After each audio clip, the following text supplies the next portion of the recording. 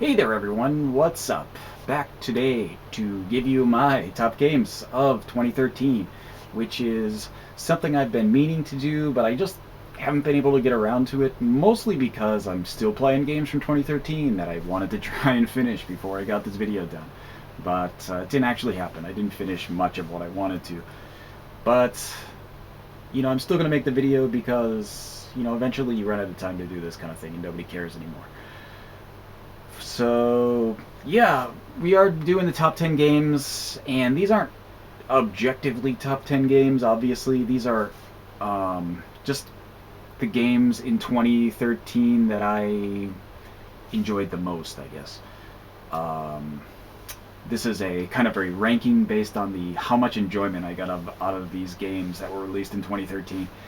So, yeah, beyond that, I'm also going by Japanese release date. So, stuff like this, Fire Emblem, Etrian Odyssey, these came out in 2012. Not on this list. Good games, but not on the list. And beyond that, we've got various things here. I'm going to go over them pretty quickly. I'm not going to talk about them too much if I can help it, because most of them I've already talked about on my channel, so if you want to see more in depth, just search around my videos and find where I talk about these games. But, yeah. So we'll just hop right into it. Number 10 is this game right here, just squeaked into the number 10 spot. This is Holy Sorcery Saga, Sorcery something in the US. I don't know the English name. Sorcery something? Okay. Sorcery Saga, maybe? I'm guessing. Guess. It's a guess. Sorcery Saga, we're going to go with it. But this game is a roguelike made by Compile Heart. That is usually something made by Compile Heart is not something I'm super excited about.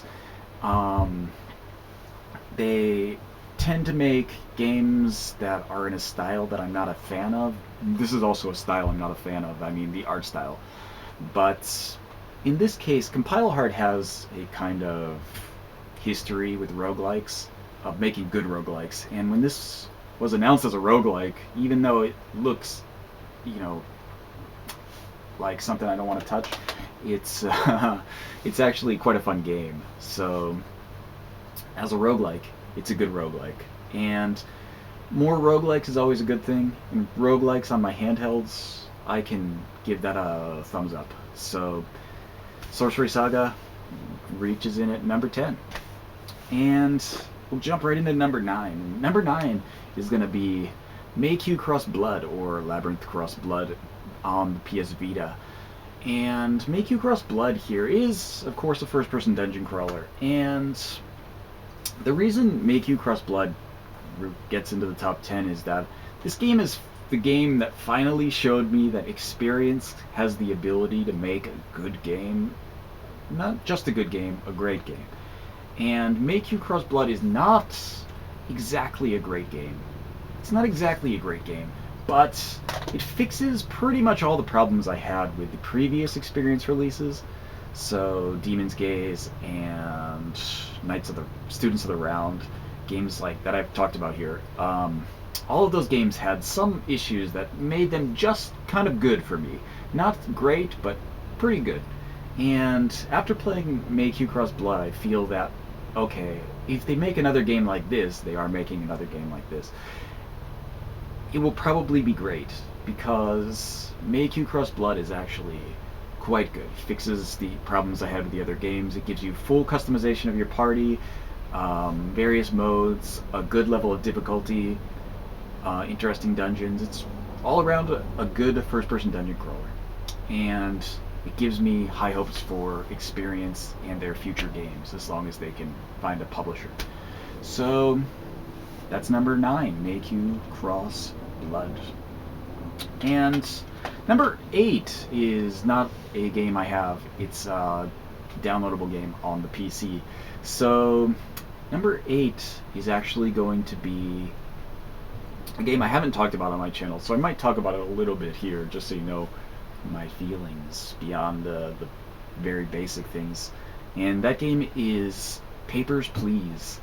And Papers, Please is the kind of game that when I first heard about the concept, I thought this is a game I'm gonna like, because if you watch my channel, you'd probably think of me as someone who plays a lot of RPGs, and I am. But I have a really kind of love for RPGs, strategy games, and simulation games.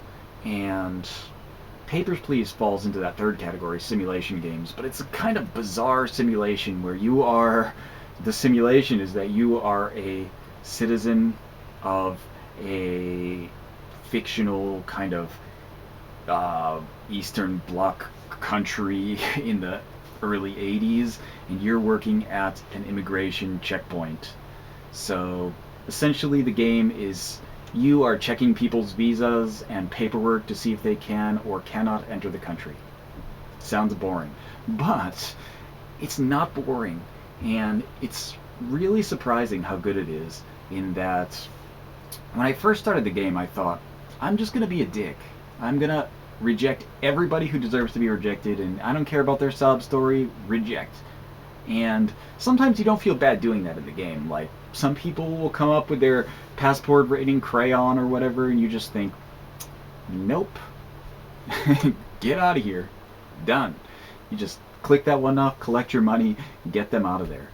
And, but you think, like, when you start out, it seems simple, and then suddenly you don't have the ability to do that anymore. The checks you have to do get more complicated and convoluted, and the situations get more like these kind of tests of your moral fiber almost.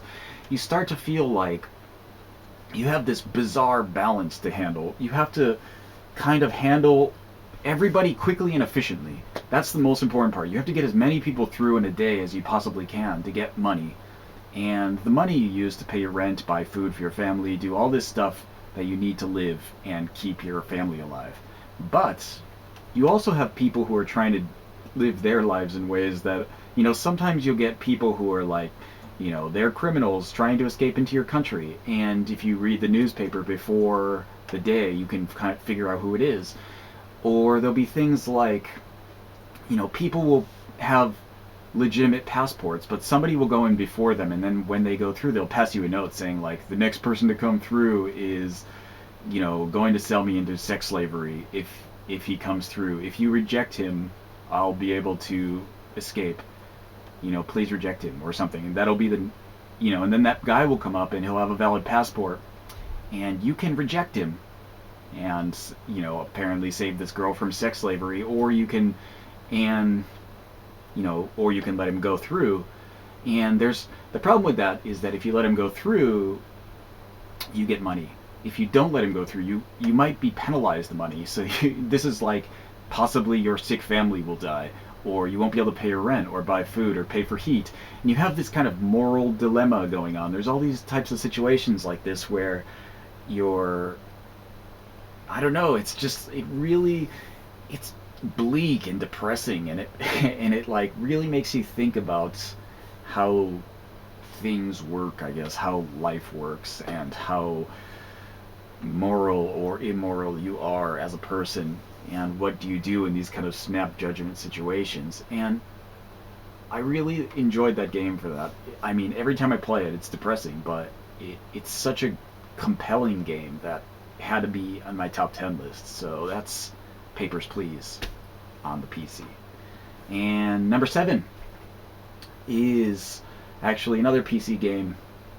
This one is Shadowrun Returns. And I had talked about this on my channel, so I won't talk about it so long, but I love Shadowrun. I've loved Shadowrun since forever. I played the pen and paper RPG when I was in high school. I played the Super Nintendo game.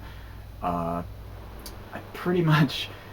love cyberpunk. I love that kind of dystopian near future, and Shadowrun does it well. The game is fun. It plays like a kind of turn-based strategy RPG, I guess, but not in the sense of like your Final Fantasy Tactics, more like a cross between an RPG and more like a cross between Fallout, the original Fallout, and XCOM, but not on the same level as either of those. But it's a really good game, and I really enjoyed my time with it, and I liked that you could do a lot of different characters and the different ways to play through the game, so it made it a lot of fun for me. So it comes in at number 7 on my top games of 2013. So number 6 is one that's probably not going to be seen on too many top 10 lists, but it's a game I feel got kind of an unfair rap and nobody bought it. But that game is Lost Planet 3. And Lost Planet 3, I was even skeptical about it because I really like Lost Planet. I like Lost Planet 1, I like Lost Planet 2, and Lost Planet 3 came out and got really terrible reviews.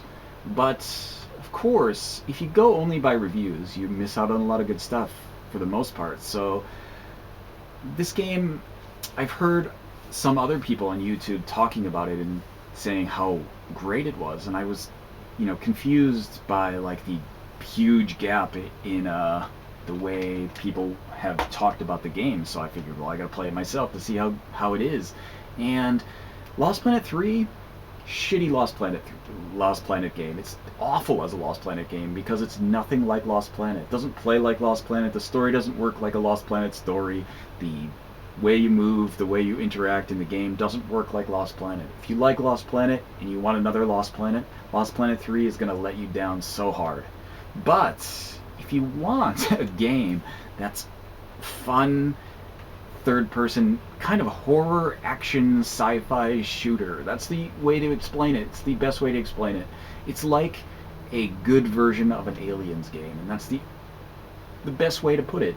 Aliens made into a game that's actually good. Unlike the majority of Aliens games that have come out, this game actually gets the feeling right. You have the same kind of danger level from Aliens. Like, you don't want to... I mean, in this, obviously there's fighting. It's more like Aliens than Alien. But, you can kill the aliens, but there's not a huge variety of them, and the situations you get in are more like horror situations in the sense that, if there's a lot of aliens, you're probably going to die. There's not, it's not really easy to just kind of run and gun through things. It gives you that kind of subtle horror feeling, and the story is interesting, and it's put together well, and it's put together in a way that, sets the background for the Lost Planet world, but still, has its own thing going on. It still feels like a really good Aliens game. Essentially, if you swapped out the Acrid for Aliens, it would be the best Aliens game ever. But instead, it's Lost Planet 3 and totally different in the series, so it got bagged on in reviews. But if you're willing to break out of that, it got a bad review, so I'm not buying it kind of, lockbox, then you can enjoy a good game with Lost Planet 3. So that's number 6 on my top 10 of 2013. So number 5 is another third-person dungeon crawler. And this game is El-Menage Gothic 3D. Now, El-Menage Gothic is a game that I expected to like. It's a first-person dungeon crawler, and I played it a bit already on the PSP.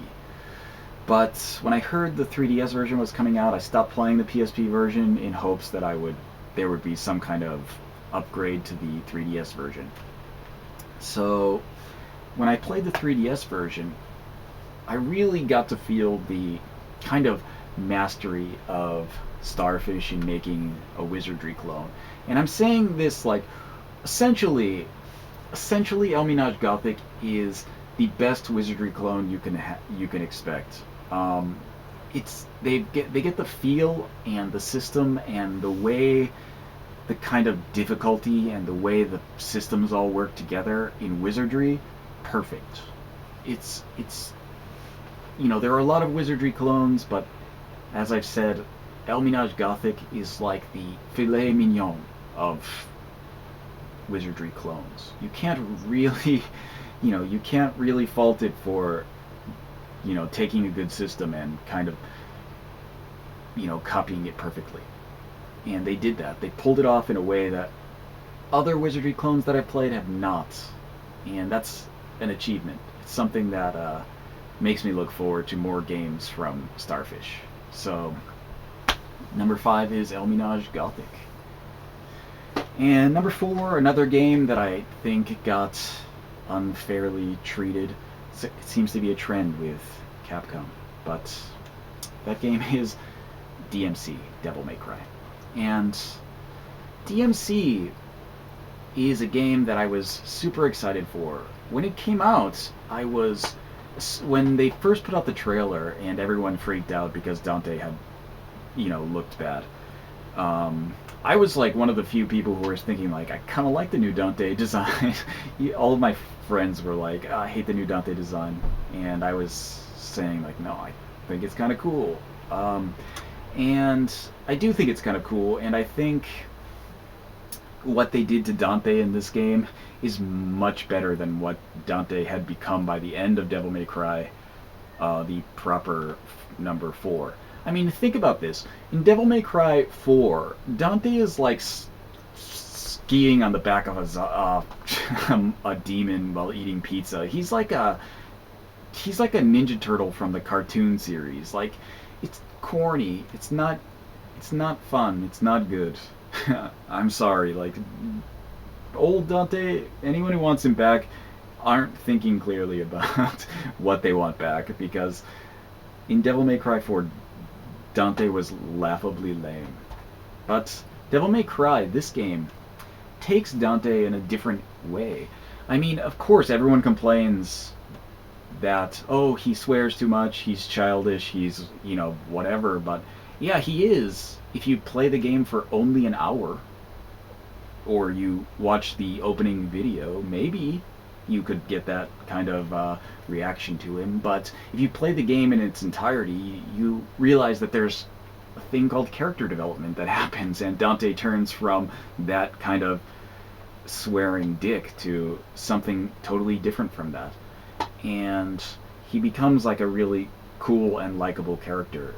And frankly, I think the new DMC, the new Dante in this game, is better than the old Dante. And story in this game is good, the action is good, it's different, it's not like the previous games. And I think I prefer the new system, actually. I prefer the weapon switching, I prefer the kind of on-the-fly jumping around, and the stage design I think is much better. Just this game really met my expectations. I really thought it was good. So DMC Devil May Cry comes in at number 4 for me. And number 3 is something that normally wouldn't be in the list, only because it's not really a new game, but there's a reason it's in here. I'll explain. This game is XCOM Enemy Within. And normally I'm saying, like, I wouldn't put this in because it's like an expansion. It's essentially an expansion, but unlike something like Dragon's Dogma Dark Arisen, which, could have made it into the list, but it's obviously an expansion. Like, you play it and the new content is all, like, on a different island. Like, you can go to it separately. Whereas XCOM Enemy Within, the new content is so intertwined with everything that it feels like a sequel. Beyond the story being completely the same, everything else feels new and different. So this makes the game really, really good. I mean, it feels like a sequel, it plays like a sequel, there's enough new content, enough new maps, enough new characters, enough new everything to make it feel like a sequel. If only the story were slightly different, the game could essentially be a sequel. And that's why it comes in at number 3 here. XCOM is probably one of my favorite games, not just in 2013, but overall. I love this series. I've loved this series for forever. I loved from the first game, and the second one is probably my favorite because they're fighting kind of Lovecraft monsters instead of aliens. Well, they're aliens, but they're Lovecraft monsters. And this one especially sorry. This one especially was quite good. Sorry. Uh, but yeah, XCOM Enemy Within. This is the kind of game that you want to take days off at work to play. Like, I found myself playing where I'll be up until, you know, right before I should be going to bed, and I think, well, I just gotta play one more map, and then suddenly it's 4 a.m. and I'm thinking, I'm never gonna make it into work today, but I still got XCOM to stay at home and play, so that's what I'm doing. And that's the kind of thing, that's the kind of game experience that is really worth having. I think if you haven't played XCOM, even if you haven't played Enemy Unknown, you should play that. But Enemy Within is like the ultra upgraded version of Enemy Unknown, and it's so good, so good. Play it, buy it, get it right now. XCOM Enemy Within. So number two is another Vita game, and this one is Soul Sacrifice. And I know a lot of people didn't really enjoy Soul Sacrifice, or they thought it was kind of mediocre, but Soul Sacrifice has a special place for me because it does so many things so right. It takes the kind of hunting genre and makes it into an enjoyable experience for me, which is something most other hunting games have not been able to do. Soul Sacrifice takes hunting and kind of streamlines it down to a quicker, more fun experience. It's not like 45-minute battles that you have to repeat 20 times. You know what I mean? The things like Monster Hunter seem to have that kind of set up a lot, where you have these long slogs that you have to go through only to not get the rare drop you wanted and then have to do it again. Whereas the drops in Soul Sacrifice, for the most part, unless you're talking about the plus and plus souls, the drops are based on your skill and what you can do in the match. So if you skillfully, quickly defeat a monster in the game, you get better rewards. So it rewards you for being skillful, and it does it quickly. So you can kind of progress quickly, and you can get yourself going and get more in depth into the play.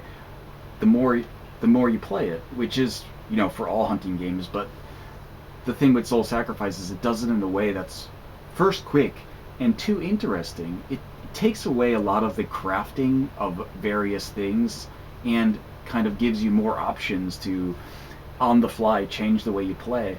I mean, in other games, if you are working towards one certain type of weapon, you can't suddenly switch to another weapon easily, not without grinding out and getting all this other new stuff to craft your better weapons. But Soul Sacrifice gives you the option to easily switch out how you're going to play, so you can customize your character and how he's going to play for each monster that you fight. And I think I really enjoyed that. I really enjoyed the monsters themselves. Their designs are really nice. They all have an interesting backstory. The battles are really fast-paced. The kind of story that's being told in the game for the characters are all really interesting. I really liked the backstories for all the characters you had, and I liked the kind of way they interacted with each other, and I liked the way the story was ambient. It wasn't straight out told to you. There's tons of story in the game that you have to kind of search for, and I think I really like that as working in this game, because it gives you a lot of things to think about and kind of like Easter eggs to find. So I really enjoyed Soul Sacrifice for a lot of that. So Soul Sacrifice gets number 2 just because of how much I enjoyed it. I mean, I put over 100 hours into that game, and I really liked every minute of it. So my number 1 game is probably not much of a surprise to anybody. My review of it is the longest one I've ever done for anything, but that game is going to be Shin Megami Tensei 4. And Shin Megami Tensei 4 it's not a perfect game by any stretch. it's not incredibly difficult. It's one of the least difficult Shin Megami Tensei games. Um, it's not incredibly, it's not, doesn't have the same interesting story level as some of the previous games. Probably better than 3, but not better than 1. Um, or probably 2 either. But the thing with it is that altogether, the game comes together in a way that is just so nice. It feels great to play, and there's a lot of kind of interesting things going on. The world itself is interesting. I know a lot of people didn't like the maps being kind of hard to navigate, but see, the thing with the map is that it's based on real life Tokyo, so if you live in Tokyo, you know where everything is already. Like, there's no, like, when I played the game, I didn't find the map confusing, because if they say go to Ikebukuro, I know where to go. I mean, I know it's north of Shinjuku. Okay, great. Just go north from Shinjuku, it's there. That's the kind of thing where, that you can't really, give to people who aren't, I guess, in Japan. And, there's like the kind of things where the system itself is really great. The press turn system is spectacular. I wish more games use a press turn system, because I really like that system for battling. And I liked the demon fusions. I liked the wide variety of demons. Even the new demon art, for the most part, was pretty good. Some of it was not so good, but at least they're trying some new stuff. And I liked the characters in that game. I liked that they all had a kind of separate story going on, so you could kind of figure out more about each character by playing through the game multiple times. So you'd get a lot of different dialogue options depending on what choices you made in the game. And another thing with the story is that the more side quests you do, the more interesting the story becomes. You find a lot of things out about people and the overall kind of story elements by doing a lot of side quests. Especially in the beginning, there's a lot of side quests that I thought were really, really good, and some of them were really short. Like, there's the one with the baker in the beginning of the game where you talk to the baker and he's reading the book from the Black Samurai, and later on he turns into a demon. But the thing with that is that story arc, it's totally unnecessary. Most people probably won't even notice it, but the things that are said during that are really interesting to read. They kind of give you a different perspective on the way the things are happening for the people in the story, and a lot of the side quests do that. So, and again, it's like, if you search more around and pay attention to what people say and do extra things, the story becomes much richer than you would normally get from just kind of jumping from story mission to story mission. And again, the system is really deep and highly customizable for parties. So, you can kind of, like, another thing about that is that you can make whatever party you like from whatever demons you like. And that's the kind of thing where I think other games don't quite get that right. Lots of games have that same kind of, collecting monsters type thing going on, but it's not the same as the way they do it in something like Shin Megami Tensei. For example, like, if you like a demon from the beginning of the game, you could use that demon effectively throughout the entire game by refusing him with better abilities. And I think that's one of the main things, is that if you have a strategy, you can pretty much use any demons. The strategy is important, not really the demons. So it's the kind of game that makes you think about how you play it and how you fight battles and how you go into things. And that's what I enjoy. And there's a few downsides I can think of. I wish it could have selected the hard difficulty from the beginning, because the normal difficulty was not difficult. Most of the bosses were pretty easy right after the first dungeon, where you're relatively weak. Pretty much everything is no problem. Like, I don't think I had trouble with almost anything after the first dungeon, I guess. Like, there was no real issues. So, which is uncharacteristic for Shin Megami Tensei game. So, a hard difficulty from the beginning, and even an even harder difficulty would have been nice too, past the normal hard difficulty that unlocks after beating the game. But beyond that, I really enjoyed Shin Megami Tensei story. I liked the characters. I liked virtually everything about it. So it is my number one game for 2013. So that'll do it. That should be my list. This video is even longer than I expected it to be, but what can you do? I tend to talk a lot. So that'll do it. End of the video. I will see you guys next time.